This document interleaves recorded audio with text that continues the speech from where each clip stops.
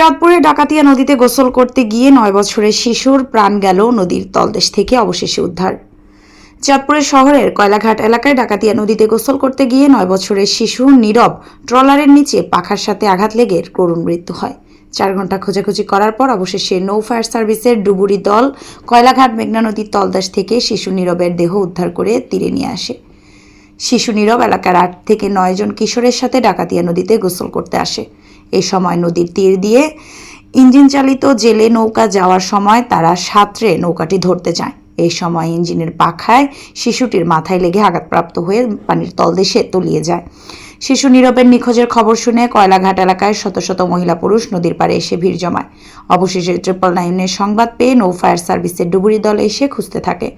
অবশেষে নদীর তলদেশ থেকে শিশুটিকে উদ্ধার করে নিয়ে আসে শিশু নীরব কয়লাঘাট এলাকার বাসিন্দা জাহাঙ্গীরের ছেলে। শিশুটির মৃত্যুর খবর শুনে তার মা ও স্বজনরা কান্নায় ভেঙে পড়ে। এ সময় তাদের মাঝে শোকের ছায়া নেমে আসে। এর পূর্বেও এই ডাকাতিয়া নদীতে গোসল করতে গিয়ে অনেক শিশুর করুণ মৃত্যু হয়েছে। পরিবারের দায়িত্বহীনতা ও শিশুদের প্রতি খোঁজখবর না রাখার কারণে নদীতে ডুবে এই মৃত্যুর ঘটনা ঘটেছে।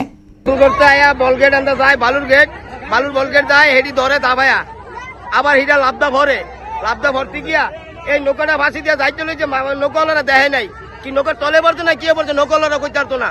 ওখানে উবাই উড়াইছে, বেটাকে নৌকার তলে ভরছে, অন্ত কোনো খোঁজ খবর নাই। আর ডুবারু অন্ত আইনে ডুবারু আইলে বিশাল হয়ে পড়ছে। তো ভাবা দেবো তিনি হয়েছিল না হয়েছে কয়লাঘাট 3 নং কয়লাঘাট। ছেলের বাবা কি করে? ছেলের বাবা লার্কির কাম করে। সবাই মিলে আসছেন? হ্যাঁ সবাই আছে।